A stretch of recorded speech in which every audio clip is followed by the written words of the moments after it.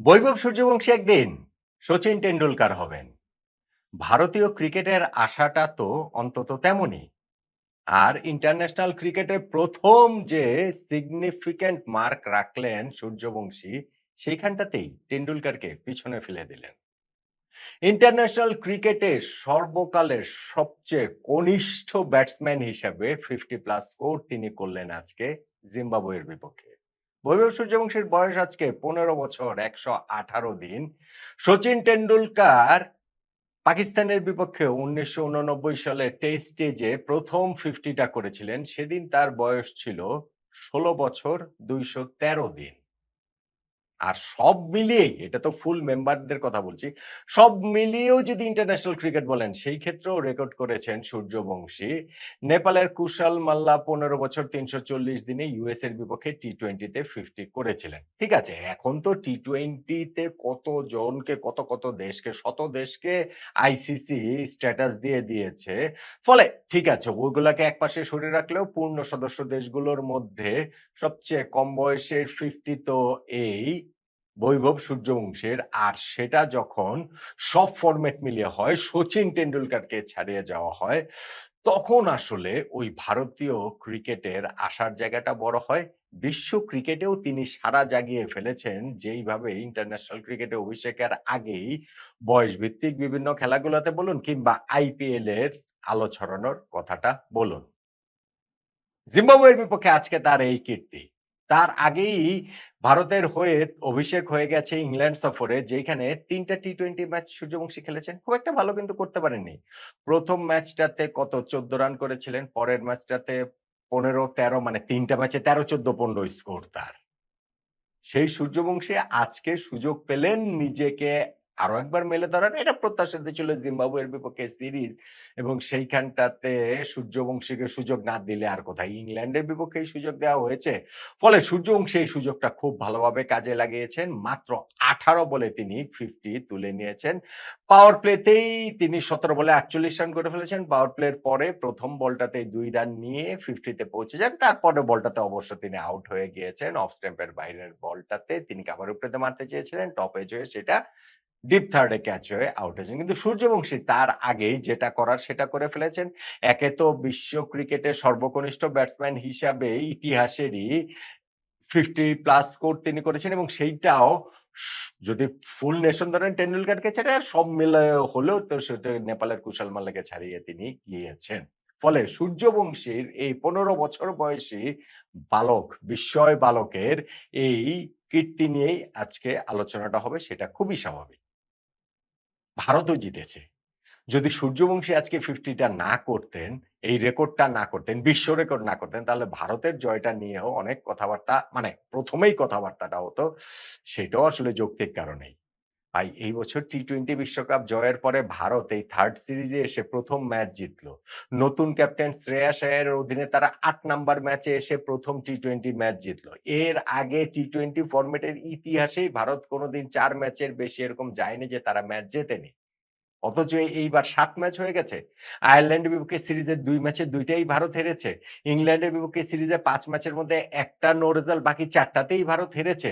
এর মধ্যে লাস্ট ম্যাচটাতে তো ইংল্যান্ড তাদের বিপক্ষে ২৫৭ রান করে ফেলেছিল। ফলে এই নতুন সাইকেলটাতে ভারতের শুরুটা মোটেই ভালো হয়নি। সেইখানটাতে শ্রেয়াস আয়ারের ক্যাপ্টেন্সিতে এই ৮ ম্যাচে এসে জিম্বাবুয়ের বিপক্ষে তাদের ৭ উইকেটের জয়, ৪০ বল হাতে রেখে জয়। এইটা ভারতের জন্য নিঃসন্দেহে স্বস্তির। স্বস্তির শ্রেয়াস আয়ারের জন্য, যেটা বলছিলাম, নতুন ক্যাপ্টেন, এবং তিনি একটা হ্যাবিট তৈরি করে ফেলেছিলেন। তিনি টস জিতছেন, ম্যাচ হারছেন। টস মানে জিতে চলেছেন একের পর এক, এবং ম্যাচ একের পর এক তিনি হেরে চলেছেন। এই যে ৭ টা ম্যাচ হয়েছে, ইনক্লুডিং আজকের ম্যাচটা, ওই ৮ নাম্বার ম্যাচেও টস কিন্তু জিতেছেন সেই শ্রেয়াস আয়ারই। কিন্তু আগের ৭ ম্যাচে যেখানে জয় পাননি, এই ম্যাচে জয়টা তিনি তুলে নিয়েছেন, এবং জয় নিশ্চিত করার সময় ক্রিজে ছিলেন। সেইটাও তার জন্য একটা বাড়তি স্বস্তির, নিঃসন্দেহে। জিম্বাবুয়ে আগের সিরিজটা বাংলাদেশের কাছে তারা হেরেছিল এই তো কয়েকদিন আগেই, এবং এই সিরিজের ১ম ম্যাচ ভারতের বিপক্ষে তারা আসলে ঠিক সেভাবে কম্পিট করতে পারল না। ভারতের যে বোলিং লাইনআপ, সেটাকে খুব অভিজ্ঞ বলার কোনো উপায়ই নেই, কারণই নেই। মায়াঙ্ক ইয়াদব, তিনি ৩টা টি-20 ম্যাচ খেলেছিলেন বাংলাদেশের বিপক্ষে ২০২৪ এর সিরিজে। ২ বছর পর ফিরলেন তিনি, এবং ফিরেই তিনি আগুনের মতো বোলিং করলেন ১ম স্পেলটাতেই। সেইখানটাতেই তো ৩২ রানে ৪ উইকেট চলে গেল জিম্বাবুয়ের। শুরুতেই এবং তাতে মায়াঙ্ক যাদব একদম ভেরি ফাস্ট ডেলিভারিতেই তিনি উইকেটটা পেলেন। যদিও আম্পায়ার তখন আউট দেননি কিন্তু রিভিউ নিয়ে ভারত ওই উইকেটটা তুলে নিয়েছে।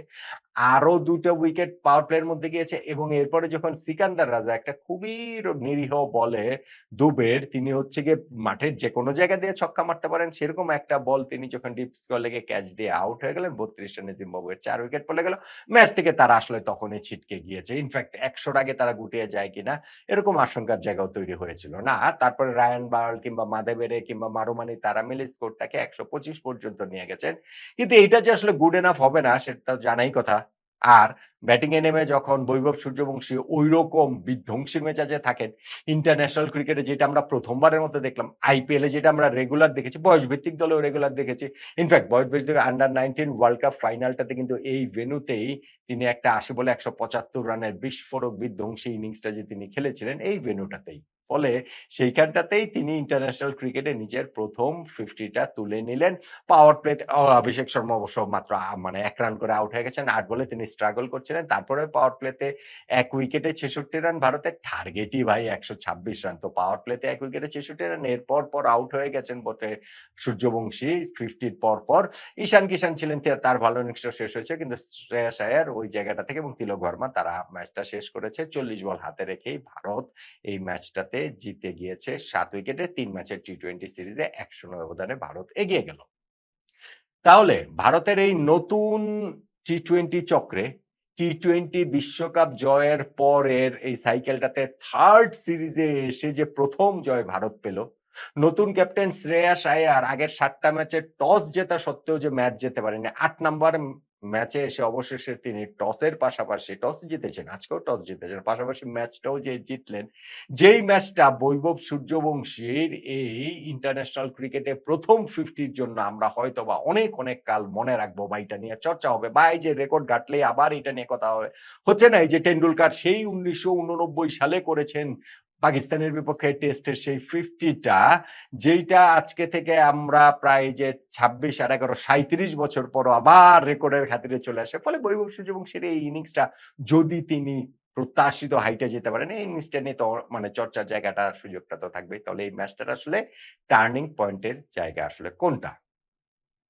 আমার কাছে সূর্যবংশীর ইনিংস টার্নিং পয়েন্ট না। কেননা ১২৫ রানে যখন জিম্বাবুয়েকে আটকে রেখেছে ভারত তখনই ম্যাচটা তারা জিতে গেছে। ইনফ্যাক্ট ৩২ রানে ৪ উইকেট। এবং সেই চতুর্থ উইকেটটা সিকান্দার রাজার এবং সেইটা হচ্ছে গিয়ে গিফট করে দেওয়া।